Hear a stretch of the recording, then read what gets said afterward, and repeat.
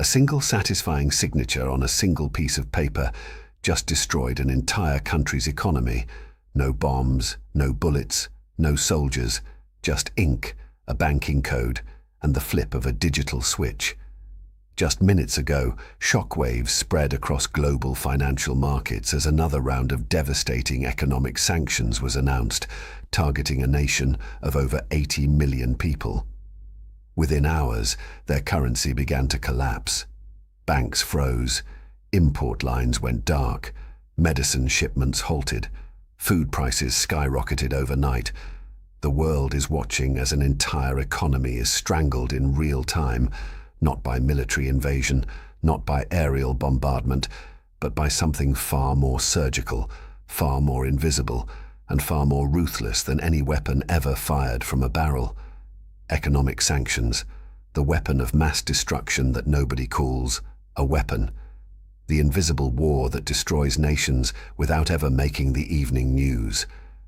And the terrifying part, most people have absolutely no idea how they work, who controls them, or why they might be the most dangerous instrument of power ever invented. Stay with me, because by the time you understand what sanctions truly are and how they truly operate, you will never look at global power the same way again. This is where things get serious. To understand economic sanctions, you first need to forget everything you think you know about warfare. Forget tanks rolling across borders. Forget fighter jets screaming through the sky. Forget the dramatic images of explosions and rubble. Because the most devastating wars of the 21st century are not fought with kinetic weapons. They are fought with financial codes, banking access, trade restrictions, and the deliberate, calculated weaponization of the global economic system itself. An economic sanction at its most basic level is a restriction imposed by one country or group of countries against another, designed to inflict economic pain severe enough to force a change in behavior. The concept sounds simple, almost clinical, almost bureaucratic. But the reality of what sanctions do to nations, to economies, to ordinary human beings is anything but clinical. There are several types of sanctions, and each one is a different blade in the same knife. Trade sanctions restrict what a country can buy and sell on the international market. They can target specific goods like weapons, technology, or luxury items. Or they can be comprehensive, blocking virtually all trade with the sanctioned nation. When trade sanctions are imposed, a country's ability to import the materials it needs to function, everything from industrial equipment to medical supplies to basic food staples, is systematically dismantled. Financial sanctions target a country's ability to move money. They can freeze government assets held in foreign banks. They can block access to international payment systems. They can prohibit foreign investment. They can make it illegal for any bank in the world to process transactions involving the sanctioned country. In a global economy where virtually every cross-border transaction passes through a handful of financial choke points, this is the equivalent of cutting off a person's circulation while leaving their heart beating. Sectoral sanctions target specific industries within a country's economy: oil and gas, banking, mining, technology, defense. These sanctions are designed to cripple the revenue streams that a government depends on, while theoretically minimizing the impact on ordinary citizens. Theoretically. And then there are the most precise and most feared sanctions of all: targeted sanctions, sometimes called smart sanctions. These go after specific individuals, government officials, military commanders, oligarchs, business leaders. Their personal assets are frozen, their ability to travel is restricted, their access to the international financial system is severed. One day you are a billionaire with mansions in London, yachts in Monaco, and accounts in Zurich. The next day you are a financial pariah, unable to access a single dollar of your own wealth. But here is the critical detail that transforms sanctions from a diplomatic tool into a superweapon. All of these mechanisms, every single one of them, relies on a single underlying reality: the dominance of the United States dollar. The dollar is not just America's currency, it is the world's currency. Approximately 88% of all international foreign exchange transactions involve the dollar. Global commodities, oil, natural gas, wheat, metals are overwhelmingly priced and traded in dollars. The vast majority of international bank transfers pass through American correspondent banks or the American-controlled SWIFT messaging system. This means that virtually every significant financial transaction on Earth, even transactions between two countries that have nothing to do with the United States, touches the American financial system at some point. And that single point of contact gives the United States something no other country possesses: jurisdiction, legal jurisdiction over the global economy. If your transaction touches a dollar, it touches American law. And if it touches American law, it can be controlled, monitored, restricted, or blocked entirely by the United States government. This is the invisible architecture of American economic power. Not aircraft carriers, not nuclear warheads, not military bases in 150 countries. The dollar, the single most powerful weapon in the American arsenal, is a piece of currency that the entire world voluntarily chose to build its financial system around. And the institution that enforces this power has a name most people have never heard: the Office of Foreign Assets Control, OFAC. A division of the United States Treasury Department housed in a nondescript office building in Washington, D.C. OFAC maintains the sanctions lists. OFAC issues the compliance guidelines. OFAC determines which individuals, which companies, which governments, and which entire nations are cut off from the global financial system. With a staff of roughly 200 people, OFAC exercises more coercive power over the global economy than most of the world's militaries combined. Every major bank in the world, regardless of what country it is based in, maintains compliance departments whose primary function is to ensure they do not violate OFAC regulations. Because the penalty for non-compliance is not a fine. The penalty is being cut off from the dollar system yourself. And for a global bank, being cut off from the dollar system is a death sentence. This is the mechanism. This is how the invisible weapon works. And to see its full devastating power, you need to see what it does when it is deployed at maximum force. The most dramatic demonstration of sanctions as warfare in recent history began on February 24, 2022, the day Russia invaded Ukraine. Within 72 hours, the Western world unleashed a sanctions package against Russia that was unprecedented in speed, scale, and severity. The Russian central bank's foreign currency reserves, approximately $300 billion, held in Western financial institutions, were frozen overnight. Russian banks were disconnected from SWIFT, the messaging system that facilitates international financial transfers. Hundreds of Russian individuals, oligarchs, government officials, military leaders saw their personal assets frozen and their travel restricted. Exports of advanced technology to Russia were banned. Imports of Russian oil were phased out by European nations that had depended on Russian energy for decades. Russian aircraft were banned from Western airspace. Russian ships were banned from Western ports. The immediate impact was staggering. The ruble lost nearly half its value in days. The Moscow Stock Exchange shut down for weeks. Russian inflation spiked. Foreign companies fled the country in a mass exodus, shuttering factories, closing stores, and withdrawing investments worth billions. Russia's ability to import the advanced semiconductors, precision tools, and electronic components it needs for its military-industrial complex was severely degraded. On paper, it was the most devastating economic attack ever launched against a major world power. But here is what most people do not know. The sanctions did not break Russia, not in the way their architects intended, and what happened next changed everything. Russia adapted, painfully, imperfectly, but it adapted. Moscow redirected its oil exports to China, India, and other nations willing to buy at a discount. Russia established alternative payment mechanisms to bypass SWIFT. The ruble recovered, partially through capital controls that trapped Russian money inside the country. Russia's war machine continued to function, supplied by a domestic defense industry that, while degraded, proved more resilient than Western analysts predicted. China provided diplomatic cover. India provided a market for discounted oil. Turkey provided a financial corridor.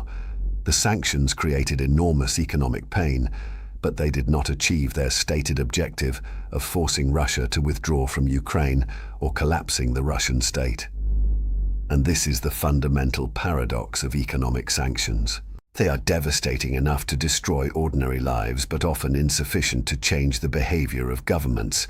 The pain falls disproportionately on the most vulnerable, on the grandmother who cannot afford bread, on the child who cannot access medicine, on the small business owner whose livelihood vanishes overnight. The political elites, the decision-makers, the individuals whose behavior the sanctions are designed to change, are often the most insulated from the consequences. They have offshore accounts, they have alternative supply chains, they have the coercive apparatus of the state to maintain their grip on power, even as the economy around them crumbles. The competing narratives around sanctions are as fierce as the sanctions themselves.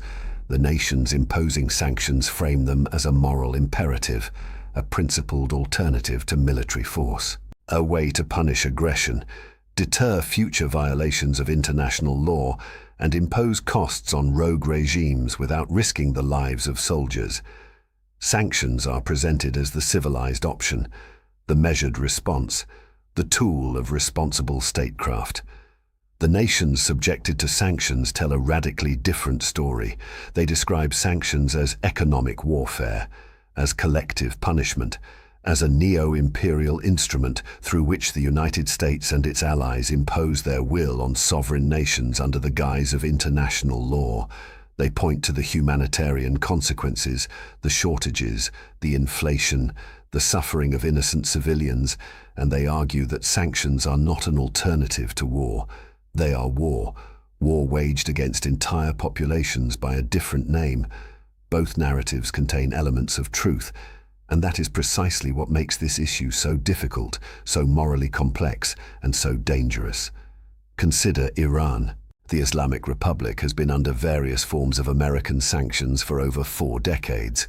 The most crippling phase came with the reimposition of maximum pressure sanctions in 2018, targeting Iran's oil exports, its central bank, and its access to the global financial system. The impact on ordinary Iranians was catastrophic. The rial collapsed, inflation soared past 40%, unemployment spiked, medicine shortages became acute. Iranians who had nothing to do with their government's nuclear program or regional policies found their savings wiped out, their purchasing power destroyed, their access to imported goods and services severed. Did the sanctions change Iran's behavior? Iran continued its nuclear enrichment program. It continued its support for proxy forces across the Middle East. It continued to defy the demands of the sanctioning powers.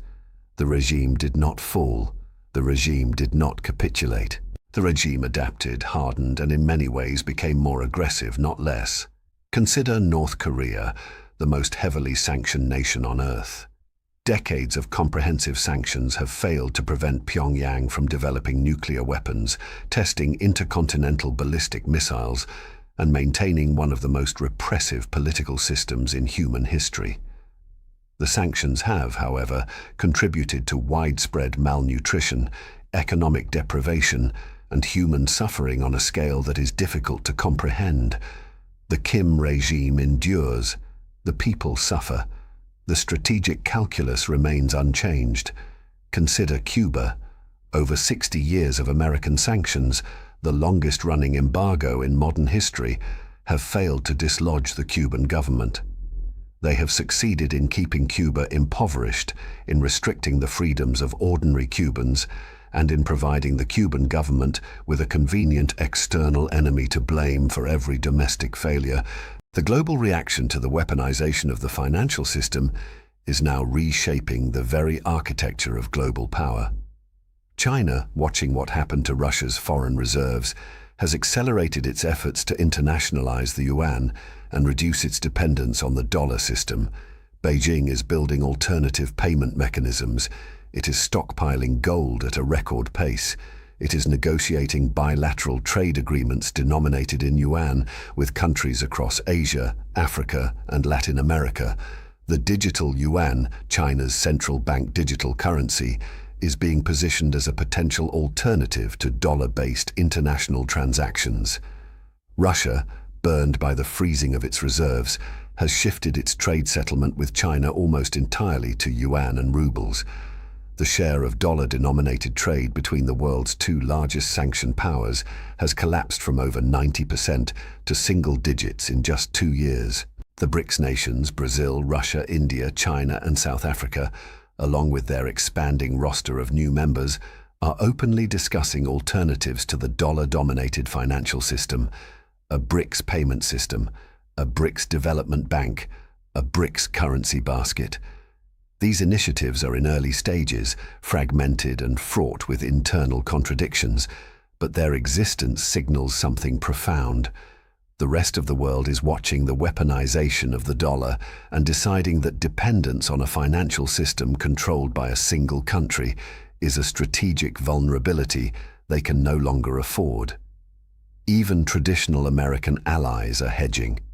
Europe, stung by its own vulnerability to secondary sanctions and by the realization that its financial infrastructure is ultimately dependent on American goodwill, has developed INSTEX, a special purpose vehicle designed to facilitate trade with Iran outside the dollar system. The initiative has been largely symbolic so far, but the intent behind it is telling. When your closest allies begin building workarounds to your financial system, the system's days of unchallenged dominance are numbered. What happens next is a question that will define the next era of global power. Scenario 1. The dollar system holds. American financial dominance proves too deeply embedded, too structurally entrenched, to be displaced by fragmented alternatives. Sanctions remain the West's weapon of choice. The pain continues, the resistance continues, but the fundamental architecture of power remains intact. Scenario 2. A parallel financial system emerges. China and its partners succeed in building a viable alternative to the dollar SWIFT OFAC architecture. The world splits into two financial blocks, one centered on the dollar, one centered on the yuan. Sanctions become less effective because targeted nations have somewhere else to go. American economic leverage diminishes. The unipolar financial world gives way to a bipolar one, with all the instability and uncertainty that implies. Scenario 3. The weaponization of the dollar accelerates de-dollarization to a tipping point. Trust in the dollar as a neutral reserve currency collapses. Central banks diversify their reserves away from dollars at an accelerating pace. The United States finds itself unable to finance its deficits as cheaply as before. Interest rates rise. The American economy, built on the assumption of perpetual dollar dominance, faces a reckoning that no sanction, no tariff, and no military deployment can prevent. The bigger game here is about the fundamental relationship between economic power and political power. For 75 years, the United States has enjoyed a privilege unlike anything in human history: the ability to print the world's reserve currency, to borrow in its own currency at rates no other nation can match, to project economic coercion across the globe through a financial system that every other country depends on, but no other country controls. Sanctions are the sharp edge of that privilege. They are what happens when economic dominance is wielded as a weapon, and like all weapons, they carry risks. The risk of overuse, the risk of blowback, the risk that the targets will adapt, the risk that the rest of the world will decide that a system controlled by one country is a system that serves one country, and the risk, perhaps the greatest risk of all, that in weaponizing the very foundation of global economic trust, you undermine the trust itself, because the dollar's dominance was never based on military force. It was based on trust. Trust that the system was neutral. Trust that reserves held in dollars were safe. Trust that the rules of the financial system applied equally to everyone. Every time sanctions are deployed, every time reserves are frozen, every time a nation is cut off from SWIFT, that trust erodes, imperceptibly at first, then noticeably, then critically. History is full of reserve currencies that once seemed invincible. The Spanish silver dollar, the Dutch guilder, the British pound sterling. Each one dominated global trade for generations. Each one seemed permanent. Each one fell, not because of military defeat, but because the world's trust in the system that sustained it was eventually exhausted. The dollar stands alone tonight, unchallenged, indispensable, the foundation of a global financial system that reaches into every country, every market, every transaction on Earth. But beneath that foundation, cracks are forming, quietly, slowly.